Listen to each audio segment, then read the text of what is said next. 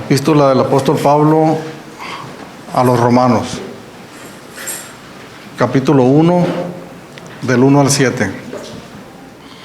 Pablo, siervo de Jesucristo, llamado a ser apóstol, apartado para el Evangelio de Dios, que él había prometido antes por sus profetas en las Santas Escrituras, acerca de su Hijo, nuestro Señor Jesucristo, que era del linaje de David según la carne, que fue declarado Hijo de Dios con poder, según el Espíritu de santidad por la resurrección de entre los muertos, y por quien recibimos la gracia y el apostolado para la obediencia a la fe en todas las naciones, por amor de su nombre, entre las cuales estáis también vosotros, llamados a ser de Jesucristo, a todos los que estáis en Roma, amados de Dios, llamados a ser santos, gracia y paz a vosotros, de Dios vuestro Padre y del Señor Jesucristo.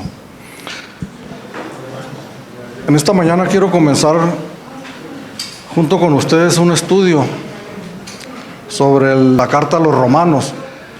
En esta carta podemos encontrar grandes temas doctrinales, profundos, centrales del Evangelio, como es la justificación, como es el arrepentimiento, como es la gracia, como es la santificación, temas profundos en la palabra de Dios que cada cristiano debemos de conocer. Podemos decir también que pues es una carta difícil de comprender, de entender. Mas sin embargo, si está aquí escrita en el Nuevo Testamento, en la palabra de Dios, es porque es una carta para nosotros, para cada cristiano, para cada creyente. Pero estas doctrinas que están aquí, no solamente aquí en esta carta, sino a lo largo de toda la palabra de Dios, estas son las que van a moldear nuestras vidas. La verdad, hermanos, y lo repito casi cada semana, que vivimos unos tiempos muy, muy difíciles, en donde doctrinalmente en la iglesia cristiana la verdad de las cosas es que hay mucha confusión.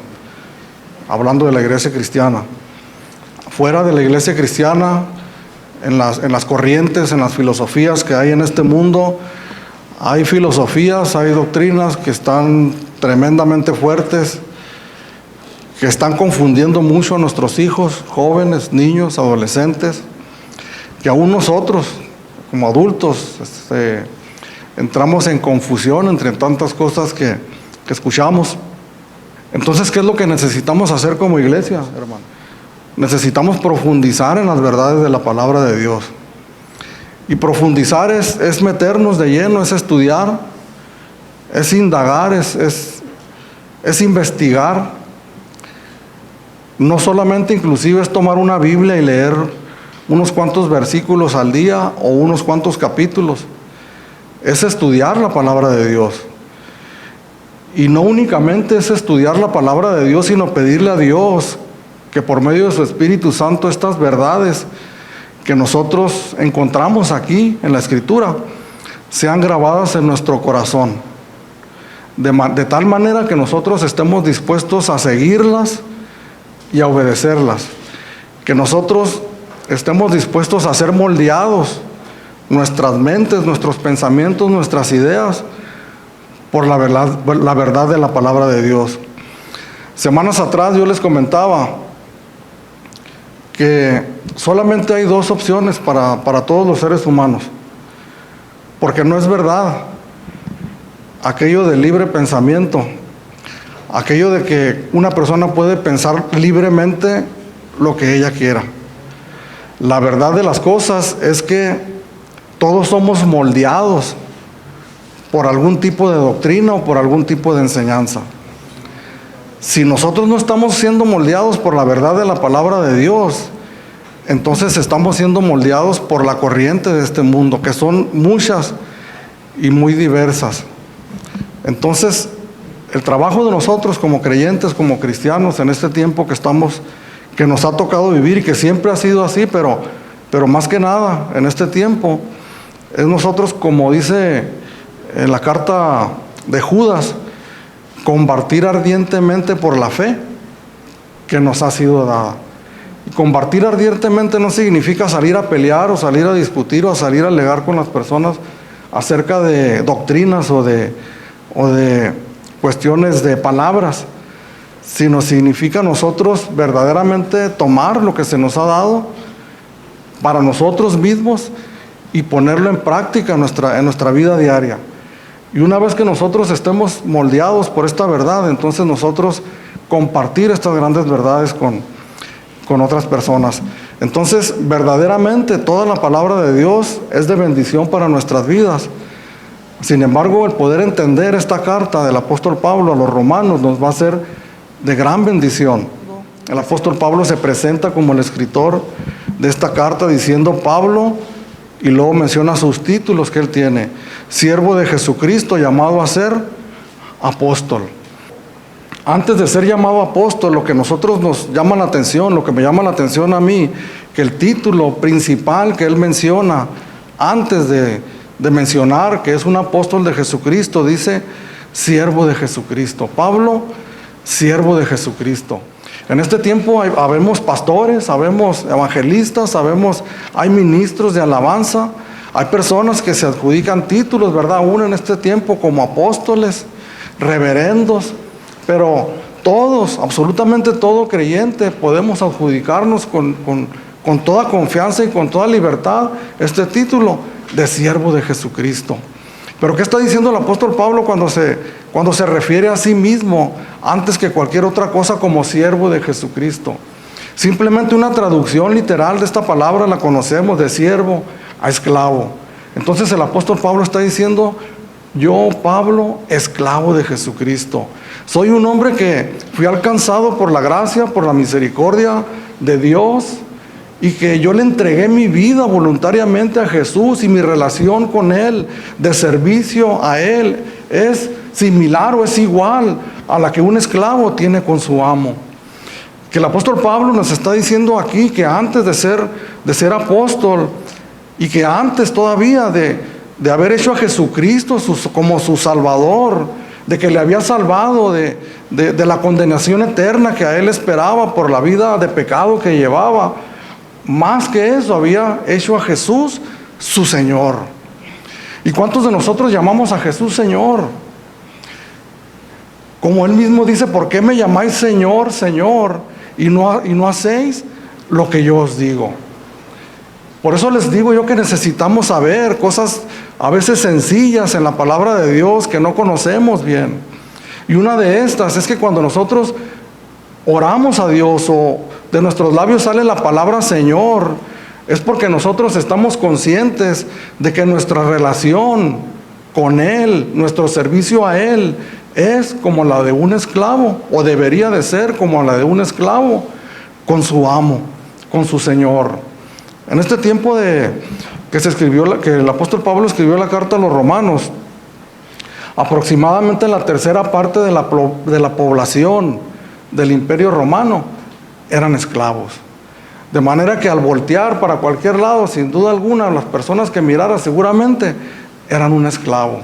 Y sabían en este tiempo la relación que había entre los esclavos y sus amos, que era una relación de sujeción, que era una relación en donde el esclavo no tenía una voluntad propia, donde el esclavo no podía tomar sus propias decisiones de decir esto es lo que voy a hacer. No, el que decidía por él era su Señor, que tenía control total, completo sobre su vida. Pues esa es la relación a que nosotros somos llamados con el Señor Jesucristo. Somos llamados a la salvación, a recibir a Jesús como nuestro Salvador. Pero antes que cualquier otra cosa, tenemos que entender que somos llamados nosotros a ser siervos de Jesucristo y que Él sea nuestro Señor. ¿Por qué miramos nosotros? Y creo que eso ha sido siempre, a lo largo de toda la historia del cristianismo, una relación entre el pueblo cristiano, entre muchos llamados cristianos, pero que miramos que viven o que vivimos, ¿verdad? Incluyéndonos todos nosotros en un momento dado, una vida completamente viviéndola como nosotros la queremos vivir. Una vida tomando nuestras propias decisiones, una vida haciendo lo que nosotros queremos hacer, volteando muy poco para ver qué dice la palabra de Dios en cuanto a ciertas cosas que yo quiero importantes o no tan importantes que queremos hacer, pero no las hacemos conforme a lo que dice la palabra de Dios, porque no conocemos o no entendemos verdaderamente cuál es la relación que nosotros debemos de tener con nuestro Señor y Salvador Jesucristo. En medio de la necesidad, que tenemos tantas necesidades y que muchos acudimos, ¿a dónde más acudimos? Y hemos conocido que el Señor suple nuestras necesidades, que el Señor contesta nuestras oraciones, y cuando tenemos una profunda necesidad de Dios, acudimos a Él en necesidad, pidiéndole, ¿verdad? Cuando estamos afligidos en gran manera, cuando aquellos problemas o aquellas situaciones difíciles se agolpan sobre nosotros, entonces nosotros acudimos a Dios porque lo sabemos que Él es bueno, que Él es misericordioso.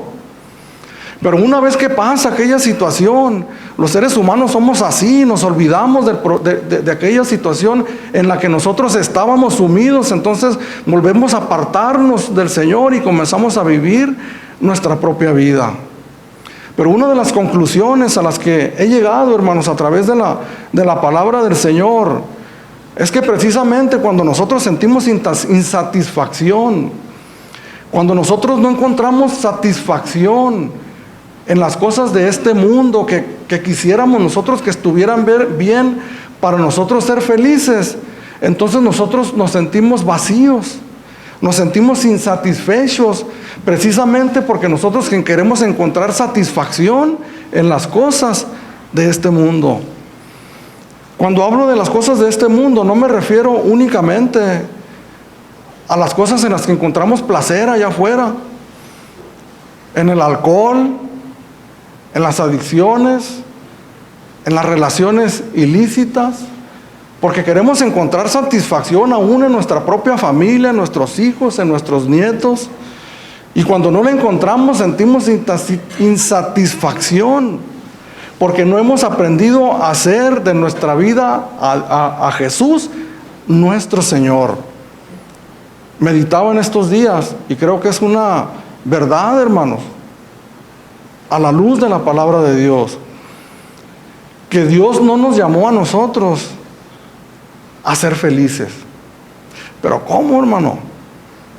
Dios no nos llamó a nosotros a ser felices, porque la felicidad, hermano, es efímera.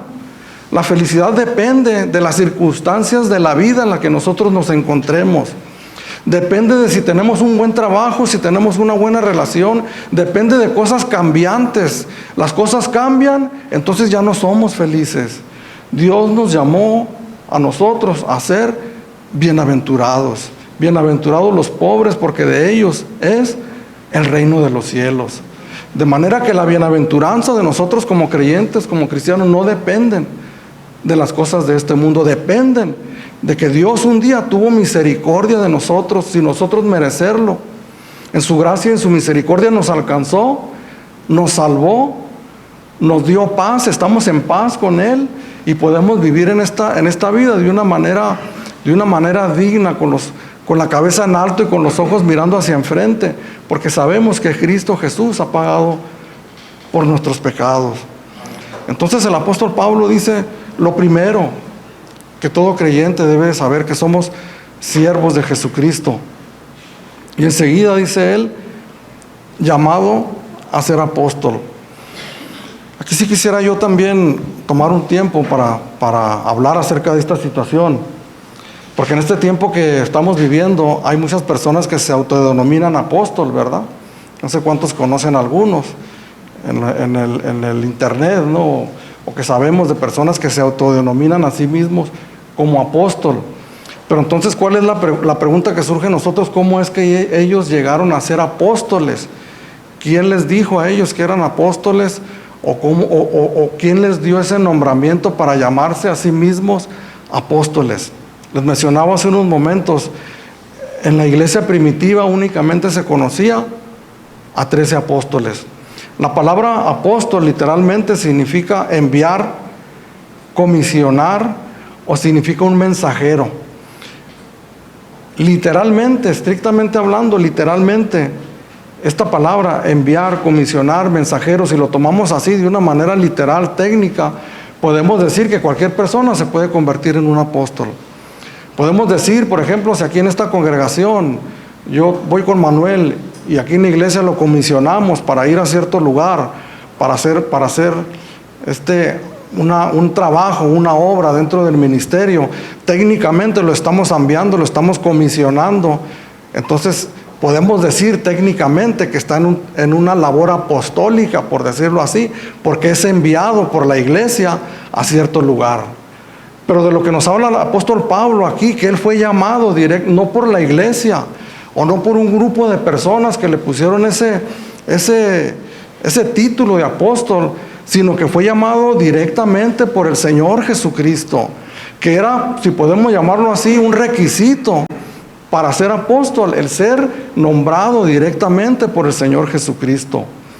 En Lucas capítulo 6, en el verso 12 y 13, dice la palabra de Dios ahí que el Señor Jesús subió a un monte a orar y pasó toda la noche orando en ese monte. Y al llegar la mañana, por otro día, dice la palabra de Dios que vinieron a él sus discípulos. Y de entre esos discípulos que vinieron a él, dice que él nombró a 12 y los llamó apóstoles para que estuvieran con él. Entre toda la multitud de discípulos, porque tenía muchos discípulos que escuchaban sus enseñanzas y que le seguían, entre ellos llamó a 12 personas para que estuvieran con él y los llamó apóstoles. En Hechos capítulo 1, versos 21 y 22, después de esos 12 apóstoles, Judas, cuando entregó al Señor, y en lugar de arrepentirse genuinamente e ir arrepentido del Señor, dice que fue y se colgó. Entonces, cuando Jesús murió y resucitó, los discípulos se juntaron otra vez y entonces decidieron escoger a una persona para que tomara el lugar de Judas. Y en el verso 21 dice: es necesario pues que de estos hombres que han estado juntos con nosotros todo el tiempo que el Señor Jesús entraba y salía entre nosotros, comenzando desde el bautismo de Juan hasta el día que de entre nosotros fue recibido arriba, uno se ha hecho testigo con nosotros de su resurrección. Y señalaron a 2, a José llamado Barsabás, que tenía por sobrenombre Justo, y a Matías. Y orando dijeron: tú, Señor, que conoces los corazones de todos, muestra cuál de estos 2 has escogido.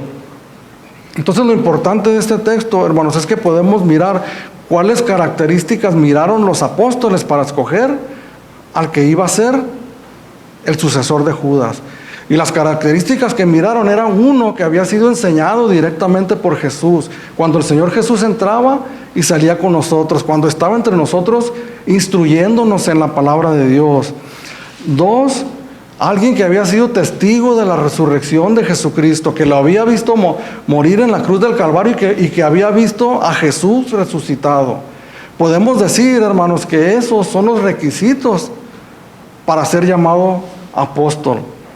Pero el apóstol Pablo, que pertenece individualmente, que es aparte de ese grupo. ¿Cómo es que el apóstol Pablo fue llamado al apostolado y cómo es que él mismo dice aquí en la carta que estamos leyendo, en el versículo 1, dice: llamado a ser apóstol? En Hechos capítulo 26, versos 16 y 18,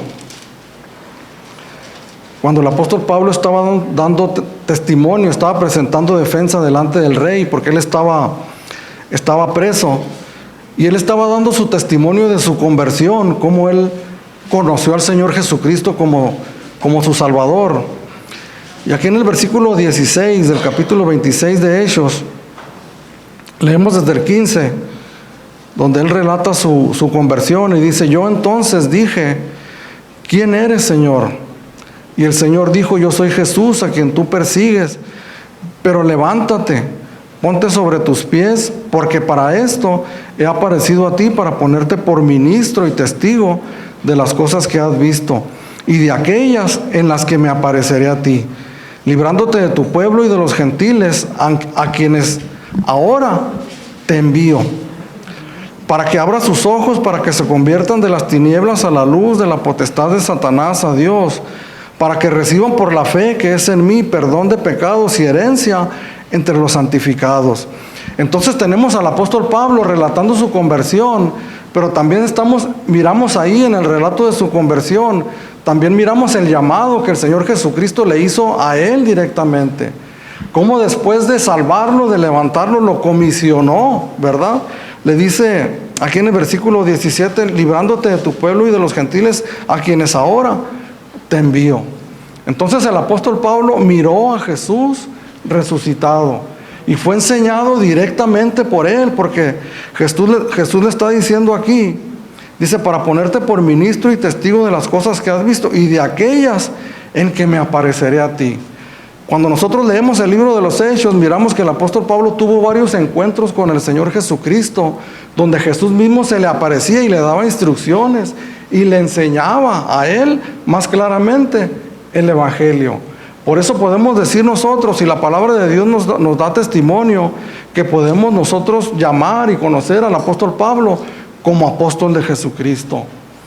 Pero todas esas personas, y lo digo con respeto, que salen en el internet o que conocemos en esta ciudad y prácticamente en todo el mundo, que se llaman a sí mismos apóstoles, bíblicamente, hermanos, no debemos de tener temor en poder decir que realmente es un nombramiento que no les corresponde, que no han visto al Señor Jesucristo resucitado, aunque algunos de ellos dan testimonio y dicen, ¿verdad?, que han tenido encuentros con Jesús resucitado. Pero la verdad de las cosas, y que esto es importante al inicio del estudio de esta carta, que nosotros entendamos que el llamado de apóstol en este tiempo, podemos decirlo con certeza, que no existe. Y que aquellas personas que se hacen llamar a sí mismas, podemos decir verdaderamente que no es un llamado genuino de parte de Dios, sino que han sido ellos mismos, se han autonombrado, o otro grupo de personas se han tomado la libertad para llamarlos apóstoles. Entonces seguimos leyendo, dice Pablo, siervo de Jesucristo, llamado a ser apóstol, apartado para el Evangelio de Dios. Fíjese, pero ¿qué significa la palabra apartado para el Evangelio de Dios? Es simplemente que el Señor lo tomó al apóstol Pablo en una situación en la que él vivía, que era un sacerdote judío y que estaba lejos de Dios, aunque pensaba él que servía a Dios, pero estaba lejos de Dios. Vivía en una situación similar a la nuestra, en donde también nosotros vivíamos lejos, apartados de Dios, lejos, sin Dios y sin esperanza. Y si algo que nos identifica con este hombre también, que pensaba que estaba bien con Dios, nos identifica en el sentido que muchos de nosotros pensábamos que estábamos bien con Dios, que muchos de nosotros pensábamos que teníamos una relación con Dios, pero la verdad es que nosotros estábamos lejos de Dios y sin esperanza. A la luz de la palabra de Dios podemos mirar eso, que si nosotros no hemos tenido un encuentro con Jesús, en donde nosotros nos pongamos a cuentas con Él, y es el llamado que hace el Evangelio a todos nosotros, un llamado a ponernos a cuentas con Dios. ¿Y qué significa eso de ponernos a cuentas con Dios? Es que tenemos una deuda nosotros con Dios. Le debemos a Dios. Somos pecadores y le hemos fallado. Caminamos en una dirección distinta a la que Dios nos marca en su palabra. Entonces venir delante de Dios y ponernos a cuentas con Él, cuando nuestros pecados son perdonados, entonces Dios toma nuestras vidas y nos aparta de la condición en la que nos estábamos viviendo, y nos pone a nosotros en otra situación, justificados pues por la fe. Tenemos paz para con Dios por medio de nuestro Señor Jesucristo. ¿Cómo nos llamamos nosotros? Cuando nos dicen de qué religión eres, decimos somos cristianos o somos evangélicos. Pero verdaderamente estamos nosotros parados en el centro del Evangelio. El apóstol Pablo dice, yo fui apartado para el Evangelio de Dios. Cada uno de nosotros fuimos apartados, hermanos, de la vida que nosotros estábamos viviendo, y fuimos puestos en medio de una enseñanza, de una doctrina. Y que esa doctrina es la que va a moldear nuestros pensamientos y nuestra manera de vivir. Que ya no vivimos nosotros guiándonos por los pensamientos que nosotros adquirimos en este mundo, ni siquiera por las enseñanzas de nuestros padres. Cuando éstas no estuvieron centradas en el Evangelio, ya no es lo que moldea nuestras vidas. Aquel que se ha puesto a cuentas con Dios y ha sido llamado por Dios y ha hecho de Jesús su Señor, ha sido apartado y ha sido puesto en medio de una enseñanza que se llama el Evangelio de nuestro Señor Jesucristo, y que cada uno de nosotros debemos de conocer profundamente para que sea quien moldee nuestras vidas. Como hablamos la semana pasada, hermanos, este Evangelio, estas buenas nuevas, esta doctrina, estas enseñanzas profundas, el centro principal de todo ello es una persona, y es la persona de nuestro Señor Jesucristo. El verso 3 dice acerca de su Hijo, nuestro Señor Jesucristo, que era del linaje de David, que fue declarado Hijo de Dios con poder según el Espíritu de santidad por la resurrección de entre los muertos. Cuando nosotros hablamos del Evangelio de nuestro Señor Jesucristo y alguien nos predica el Evangelio de Jesús, o si vamos a cualquier lugar, a cualquier iglesia, a cualquier reunión donde se nos dice que se nos va a predicar el Evangelio o que se nos va a hablar acerca del Evangelio, si escuchamos alguna predicación en internet y se nos anuncia, ¿verdad?, que vamos a escuchar el Evangelio, pero si no escuchamos el nombre de Jesucristo en esa enseñanza, entonces nosotros podemos estar seguros también que lo que nosotros estamos escuchando no es el Evangelio de nuestro Señor Jesucristo. Cuando se nos dice que se nos va a predicar la palabra de Dios, cuando se abre la Biblia, se escoge un texto de la palabra de Dios, se abre con él, pero que después escuchamos toda una enseñanza que no tiene absolutamente nada que ver con lo que Jesús vino a hacer a este mundo. Cuando escuchamos enseñanzas que tratan de levantarnos el ánimo. En esta mañana yo estoy seguro, porque todos nosotros somos hombres y mujeres frágiles y débiles, que en un momento dado tenemos necesidad, y que tal vez la mayoría de los que estamos aquí venimos en necesidad, venimos tal vez con el ánimo un poco decaído, venimos tal vez al punto de entrar en una situación de depresión, si no es que ya estamos ahí, por diferentes y distintas causas. Entonces, qué bien, nos caería un mensaje que nos levante el ánimo. No importa que no esté aquí en la Escritura, que tal vez lo haya sacado de alguna otra fuente, pero que lo considero un buen mensaje de motivación para levantarnos el ánimo. Y estoy seguro que lo lograría si yo buscara un mensaje de esos motivacionales y nos levantara en este momento el ánimo y tuviéramos un buen momento y saliéramos por aquí. Pero ¿cuánto tiempo nos iba a durar esa levantada de ánimo? ¿Cuánto nos iba a durar esa palabra de aliento? Porque son cosas que perecen, que salen de la mente de un ser humano, por muy bonitas y llamativas que sean. Por eso las iglesias, hermanos, están llenas de este tipo de mensajes por la que la gente corre a escucharlos. Desea escuchar cosas que lo levanten por lo menos momentáneamente. Yo les decía al principio, y es mi convicción, Dios a mí no me llamó a ser feliz,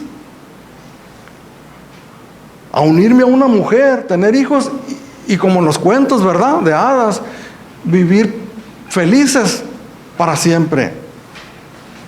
Porque eso sería un engaño, una mentira si yo lo proclamara desde aquí.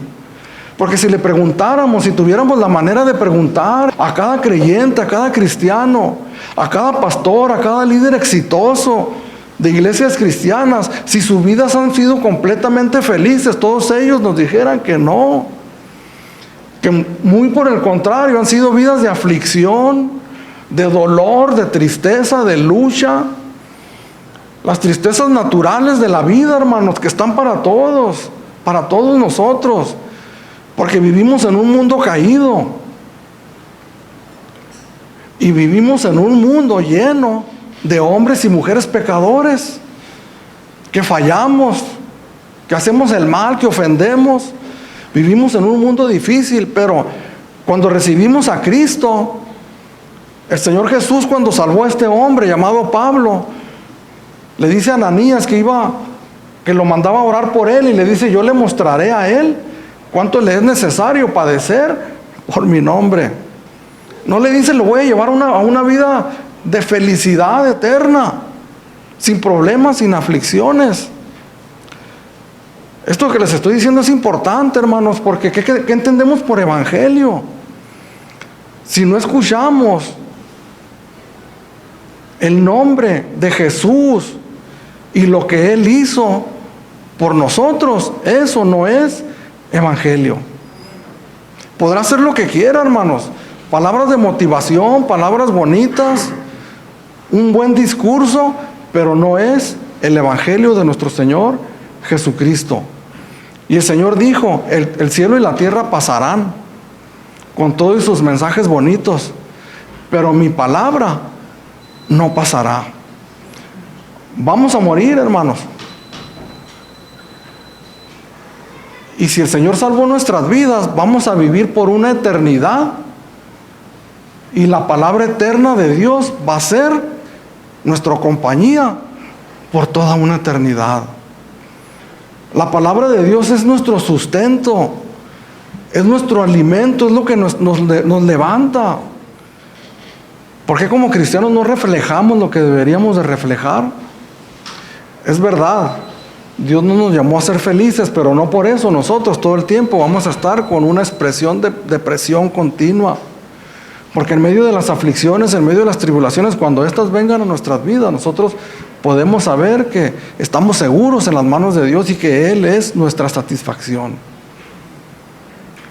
Por eso el salmista, cuando dice: aunque mi padre y mi madre me dejaran, con todo Jehová me recogerá.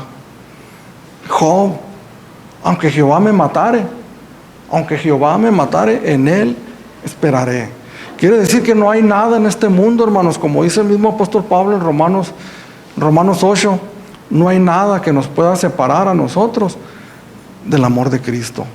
Esta palabra sí te la puedo dar de motivación, que es verdadera, que es genuina y que está escrita en la palabra de Dios, que no importa la circunstancia por la que estés pasando en este momento, que no importa quién te haya vuelto la espalda, que no importa las aflicciones, las enfermedades, cualquier cosa que tú estés pasando en este momento, no importa si Cristo Jesús está en tu vida, porque nada te va a poder separar del amor de Cristo Jesús, nada. Este es el evangelio de nuestro Señor Jesucristo, que habla acerca de su Hijo, dice el versículo 3, acerca de su Hijo Jesucristo, nuestro Señor Jesucristo, que era del linaje de David según la carne, que habla de la descendencia mesiánica, davídica, el Mesías que estaban esperando los judíos y que no le reconocieron cuando Jesús apareció, y que fue declarado Hijo de Dios con poder según el Espíritu de santidad por la resurrección de entre los muertos. ¿Cómo es que fue declarado Hijo de Dios? Él es el Hijo de Dios eterno, pero por medio de la resurrección, cuando Él se levantó de entre los muertos, Jesús comprobó que todo lo que Él había dicho era verdad.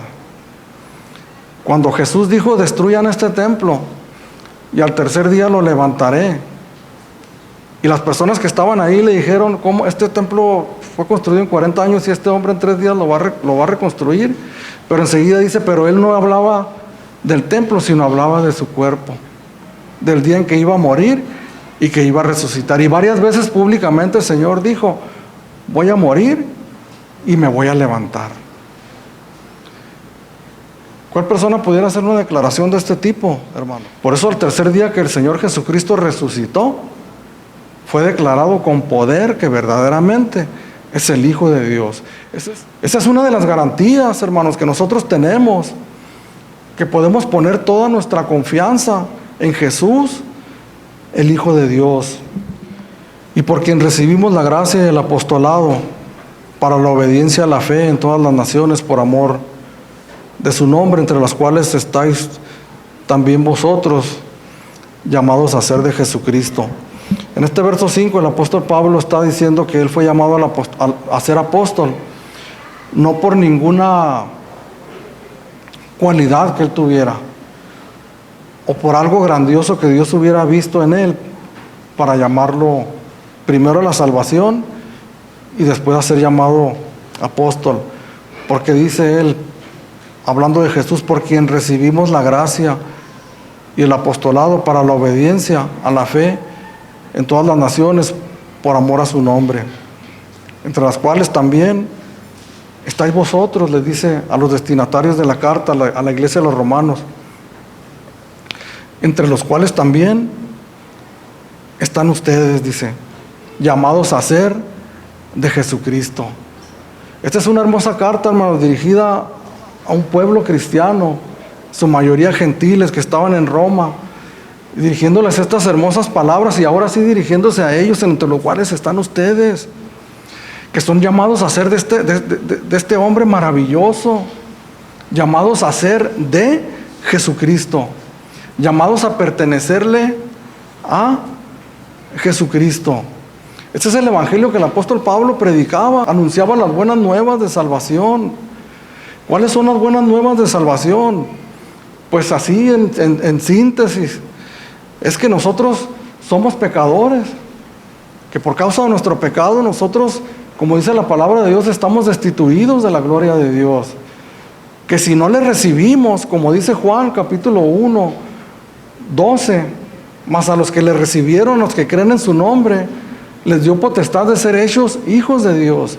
Si no le recibimos, si en el transcurso de nuestra vida por este mundo no nacemos de nuevo, como dice Juan capítulo 3, si nuestro corazón no es transformado en el transcurso de nuestro peregrinaje por esta tierra, si nosotros así como nacimos, crecemos, morimos sin tener un encuentro con Jesús, entonces nosotros estamos destituidos de la gloria de Dios. Y eso somos todos nosotros. Pero las buenas noticias es que Dios envió a su Hijo Jesucristo para pagar por nuestros pecados, que fue clavado en una cruz, que murió en una cruz y que en esa cruz cargó con mi pecado, cargó con tu pecado, con el pecado de todos nosotros, que Él se hizo cargo de nuestra culpabilidad, que Él llevó a cuestas nuestra culpabilidad, y la inocencia de ese hombre maravilloso fue puesta sobre nosotros, que la justicia de Jesús ha sido puesta sobre nosotros, que cada cristiano seguimos siendo pecadores, y eso lo comprobamos cada día de nuestra vida, pero que podemos decir que somos pecadores redimidos con la sangre de Jesucristo, pero que eso no significa que porque Jesús llevó mis pecados y yo sigo siendo un pecador, yo voy a seguir viviendo de la misma manera que vivía antes de conocer al Señor, porque Cristo murió y llevó mis pecados y ha puesto su justicia sobre mí. Eso significa que Dios comienza una obra en nuestras vidas, que produce en nosotros fe, una fe sobrenatural, en donde nosotros podemos confiar verdaderamente en el Evangelio de Jesús y en Jesús mismo. Que nosotros podemos confiar lo que la palabra de Dios dice precisamente, que somos pecadores. Que podemos confiar que si nosotros ponemos nuestra confianza en Él, Él lleva nuestros pecados. Si nosotros confiamos en Jesús como nuestro Señor y como nuestro Salvador, nosotros podemos tener la certeza de que seremos salvos de esa condenación. Pero ¿cómo se manifiesta eso en mi vida? ¿Cómo yo puedo comprobar a las personas que me rodean que verdaderamente eso ha sucedido en mi vida? Lo que dice aquí en el versículo 5, el apóstol Pablo, cuando dice, por quien recibimos la gracia y el apostolado para la obediencia a la fe en todas las naciones por amor de su nombre.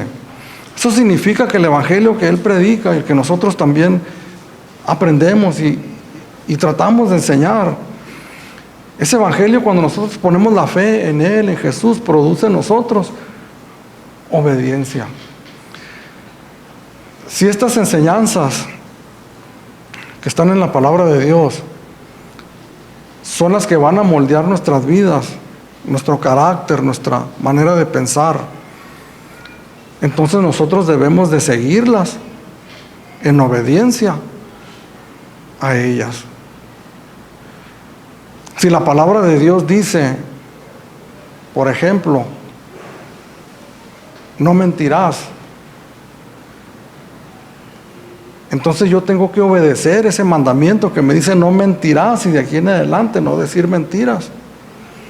Si la palabra de Dios dice honra a tu padre y a tu madre para que tus días sean largos en esta vida, entonces yo tengo que moldearme a la enseñanza de la palabra de Dios y entonces honrar a mi padre y a mi madre. Y no dice, si tus padres son buenas personas contigo, si tus padres te tratan bien, entonces hónralos. Simplemente dice, honra a tu padre y a tu madre, que es lo que nos corresponde a nosotros. Si la palabra de Dios nos dice, hermanos, no desearás la mujer de tu prójimo, ni su casa, ni sus tierras, ni sus posesiones, entonces es algo que yo tengo que obedecer. Poner mi mirada en la palabra de Dios y obedecerla. Cuando leemos esas cosas en la palabra de Dios y muchísimas más, hermanos, entonces nosotros tenemos que saber que tenemos que obedecer a esta palabra, porque hemos creído en el Evangelio, hemos creído en Jesús como nuestro Señor. Recordemos lo que dice el apóstol Pablo, somos siervos de Él, nosotros no tenemos voluntad propia, se la hemos entregado a Él en la conversión. En el darle nuestra vida a Él es darle todo lo que nosotros somos, y en ello va nuestra voluntad, y en la voluntad está la facultad de obedecer. Pero ¿qué es lo que nos mueve? ¿Qué es lo que la motivación, hermanos, para nosotros?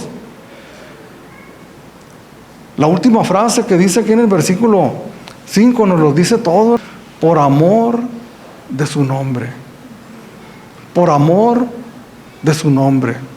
La semana pasada estudiábamos este pasaje de la Escritura en 1 de Juan, donde dice que nosotros no le amamos a Él primero. No es que nosotros le hayamos amado a Él, sino que Él nos amó a nosotros primero. Ninguno de nosotros tenía un sentimiento favorable hacia Dios, hermano. Podíamos creer en Él, podíamos dirigirnos a Él en momentos difíciles, de situaciones difíciles, cuando todos acudimos a Él, pero no le honrábamos y no le amábamos. Esa es la realidad. Si fuimos alcanzados, no fue porque nosotros le amamos a Él, sino porque Él nos amó a nosotros.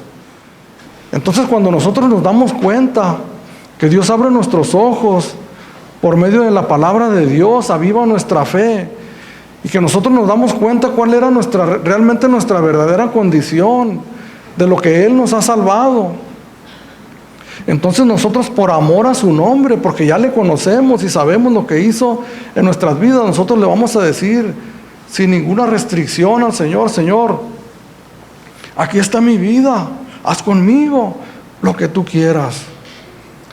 Para mí estas palabras son fuertes, hermano, porque ese es el tipo de relación que nosotros tenemos que establecer con Dios, con el Señor. Que lleguemos a un punto donde nosotros le digamos: Señor, aquí está mi vida, haz conmigo lo que tú quieras. Pero cuando nosotros decimos esas palabras es porque Dios ya ha tocado nuestras vidas y nos ha revelado todo lo que Él ha hecho en nosotros. Su grande amor, su grande misericordia.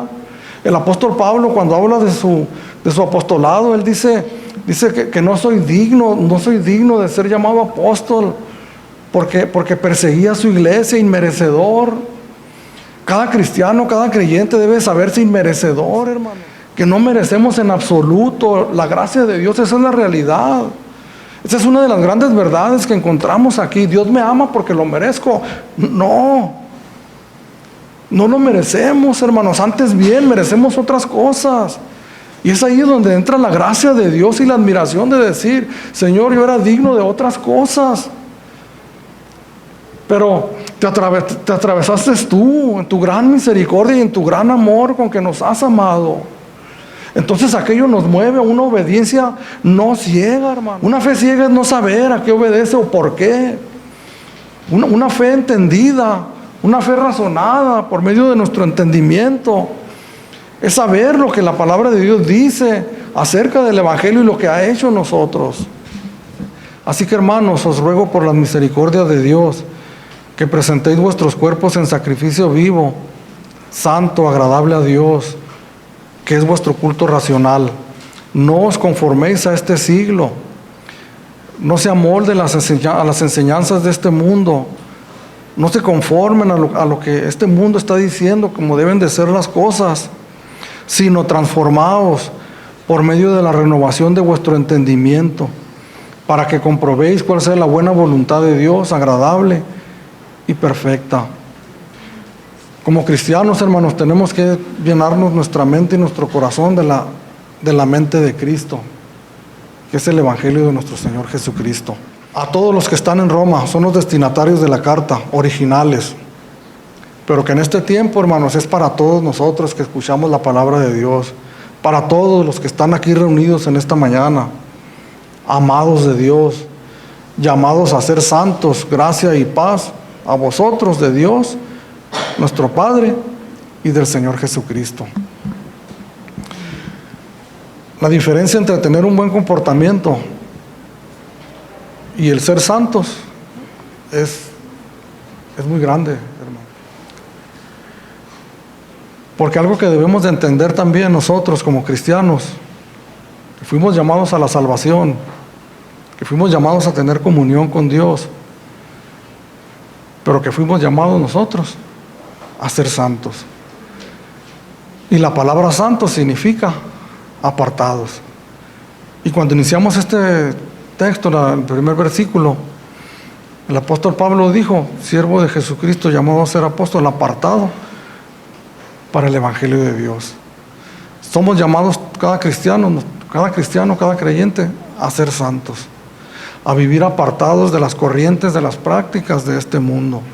Y la única manera que nosotros lo vamos a lograr, hermanos, es en obediencia a Dios, a su Hijo Jesucristo y a su Evangelio.